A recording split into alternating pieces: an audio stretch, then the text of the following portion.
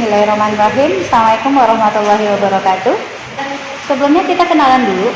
Nama saya Atika, pendidikan S1 Sistem Informasi Fakultas Ilmu Komputer UPN Veteran Jakarta. S2-nya Magister Manajemen Fakultas Ekonomi UPN Veteran Jakarta. Sekarang insya Allah sedang melanjutkan lagi S3-nya di Universitas Borobudur. Aktivitas saya dosen di Universitas Indraprasta PGRI Jakarta, Prodi Informatika. Lalu sebagai Vokla itu Forum Kota Layak Anak untuk Kecamatan Cinere. Nomor HP yang nanti bisa kalian hubungi jika kalian mau curhat boleh 0838 7884 2646, itu yang WA-nya. Kalau telepon boleh 0813 8770 8011. Hari ini saya diundang SMA 9 OSIS-nya untuk berbicara tentang sekolah ramah anak.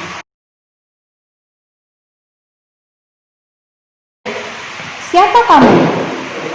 Kamu adalah pemenang generasi masa depan. Siapakah kamu untuk 10 sampai 20 tahun ke depan? 65% murid sekolah saat ini bekerja. 47% pekerjaan saat ini otomatis tidak akan ada lagi nanti. Apapun baik secara mental dan fisik bersifat rutin dan bisa diprediksi, bisa dihitung menggunakan algoritma. Kalian akan menjadi penerus generasi dan memimpin dunia saat ini. Masih ingat dengan yang disampaikan oleh Presiden kita yang pertama, Bapak Soekarno? Beri saya 10 orang pemuda, maka saya akan guncangkan dunia. Lalu, apa yang harus kalian siapkan? Ada begitu banyak tantangan di zaman kalian. Masih ingat dengan bahayanya rokok? Masih ingat dengan bahayanya narkoba? 70% dari 4 juta pecandu narkoba adalah anak usia sekolah. Lalu ada lagi yang tidak bisa membeli narkoba, lalu dia pakai misalnya. Lalu ada bentuk adiksi lainnya, seperti keluarga era digital. Siapa yang berkumpul sama keluarganya, berkumpul dalam satu ruangan, tapi masing-masing pegang gadget masing-masing. Siapa yang makan bersama sama keluarganya, tapi pegang gadget masing-masing. Saat ini, siapa yang tidak memiliki gadget? Anak TK pun sudah diberikan gadget oleh orang tuanya. Apa sih masalah remaja saat ini? Kita lanjut ya, dengan LGBT. Tahu LGBT apa? Lesbian, gay, biseksual, dan transgender. Ya. Lalu apa yang diharapkan untuk kalian? Diharapkan untuk menjadi apa? Menjadi agent of change, pelopor dan pelapor. Nah, kemampuan apa yang harus kalian miliki? Ada komunikasi, kolaborasi, critical thinking, dan kreativitas. Saya senang sekali dengan OSIS di SMA 9 untuk acara ini bisa membuat acara mungkin lebih menarik untuk teman-teman baru, ya, teman-teman baru. Nah, ini ada visi misi dari Depok. Depok itu punya visi unggul, nyaman, dan religius. Oke. Kalian tahu kalau Kecamatan Cinere itu sekarang sudah menjadi Kecamatan Layak Anak. Di Kecamatan Cinere ini punya 4 kelurahan, Kelurahan Gandul, Kelurahan Cinere, Pangkalan Jati, dan Pangkalan Jati Baru. Itu sudah ramah anak, sudah layak anak semua. Dan beberapa RW, 50% dari RW yang ada di setiap kelurahan itu sudah ramah anak. Nah, jika kecamatan, kelurahan, RW sudah ramah anak dan layak anak, maka sepantasnya salah satu pilar yang lain, yaitu sekolah, juga ramah anak. Makanya kita hari ini akan berbicara tentang sekolah ramah anak. Sebelumnya, kalian harus tahu hak-hak anak itu apa sih? Ya, ada 5 hak anak. Ada 5 hak anak. Yang pertama itu hak sipil dan kebebasan. Yang kedua itu hak lingkungan keluarga dan pengasuhan alternatif. Yang ketiga itu hak kesehatan. Yang keempat pendidikan. Yang kelima perlindungan. Ini ada tepuk-tepuknya sebenarnya. Nanti kita akan belajar tepuknya bersama teman-teman OSIS yang ada di sini.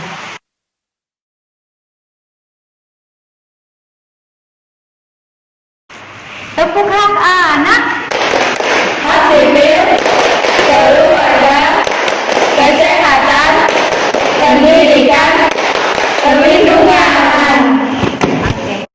Kalau tadi kita berbicara tentang Kecamatan Layak Anak, Kelurahan Layak Anak, dan RW Ramah Anak, kita juga punya forum anak. Forum anak itu semuanya kita sudah punya. Di kecamatan kita sudah punya forum anak namanya Foranci, Forum Anak Cinere. Ya. Lalu untuk kalian ini kan ada di Kelurahan Cinere. Kelurahan Cinere itu namanya Forkeci, Forum Anak Kelurahan Cinere. Lalu Kelurahan Gandul itu juga punya forum anak namanya Foragul. Pangkalan Jati namanya Forajati. Lalu Pangkalan Jati Baru namanya Forjabar. Sekarang kita berbicara tentang SRA atau Sekolah Ramah Anak. Sekolah Ramah Anak itu apa sih? Itu adalah program yang diselenggarakan oleh pemerintah Republik Indonesia. Kebijakan ini dilansir oleh Kemen PPA. PPA apa? Kementerian Pemberdayaan Perempuan dan Perlindungan Anak Republik Indonesia. Lalu, apa sih tujuan dari SRA? Untuk memenuhi, menjamin, dan melindungi hak yang dimiliki oleh setiap anak, lalu memastikan bahwa sekolah mampu mengembangkan minat, bakat, dan kemampuan anak, dan menyiapkan anak untuk bisa bertanggung jawab untuk masa depannya, saling toleransi, saling menghormati, saling bisa bekerja sama untuk kemajuan dan semangat perdamaian. Nantinya, sekolah diharapkan tidak hanya melahirkan generasi yang cerdas, tapi juga generasi yang cerdas secara emosional dan spiritual. Mengapa kebijakan dari Sekolah Ramah Anak ini dimunculkan? Karena salah satunya karena proses pendidikan Indonesia yang menjadikan anak sebagai objek. Dalam hal ini guru berada selalu di pihak yang benar, padahal belum tentu. Ya. Lalu bullying juga bisa dilakukan oleh guru, pun lebih mudah terjadi, baik di sekolah maupun di madrasah. Lalu terkait ada beberapa kasus kekerasan, baik itu fisik, psikis, seksual, atau bentuk-bentuk kekerasan yang ditemukan berupa pelecehan dan juga seperti hukuman yang mungkin kurang mendidik. Apakah SRA mengurus juga jajanan sekolah? Ya, pastinya. Karena banyak yang terjadi di beberapa sekolah, banyak yang mengalami keracunan karena makanan yang kurang higienis, makanan yang kurang bersih, yang kurang bagus dalam hal isi dari makanannya. Ya. Apakah konsep SRA ini? Konsepnya itu disingkat jadi barisan. Ada bersih, aman, ramah, indah, inklusif, sehat, asri, dan nyaman.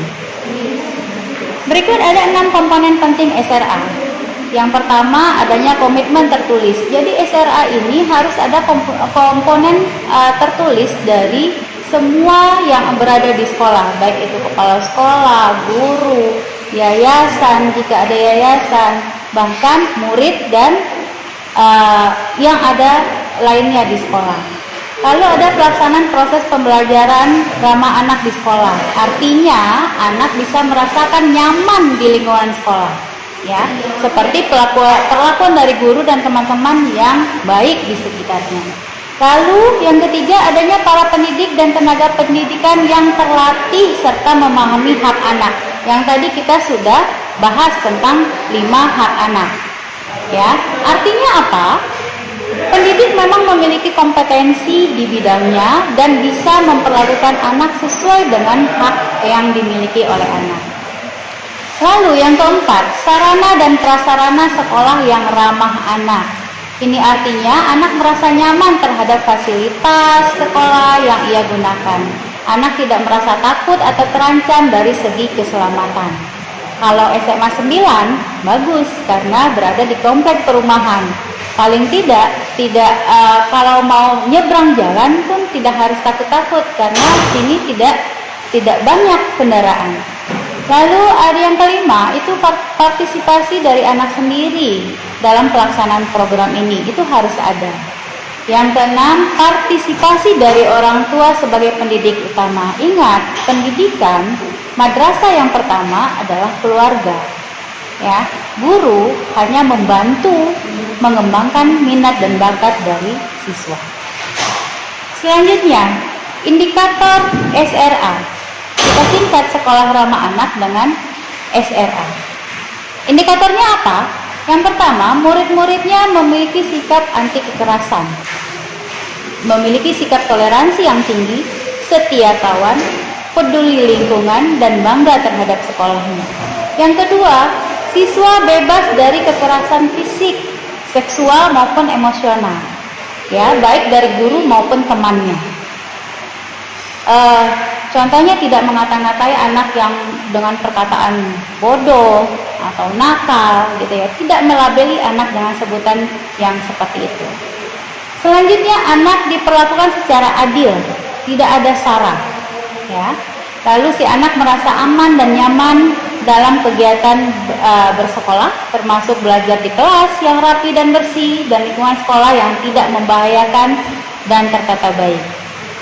Yang kelima, anak senang mengikuti pelajaran dan tidak memiliki rasa takut, cemas, was-was, dan rendah diri dalam bersaing dengan teman-temannya. Anak tidak dipermalukan oleh guru saat prestasinya menurun. Kadang ada guru yang suka membuli anaknya, walaupun hanya bercanda. Jangan dilakukan.